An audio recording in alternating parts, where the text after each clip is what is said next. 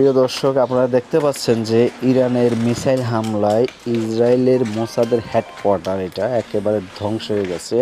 এইখানে যে হাগু দিবে সে বাথরুমটা পর্যন্ত অবশিষ্ট নাই।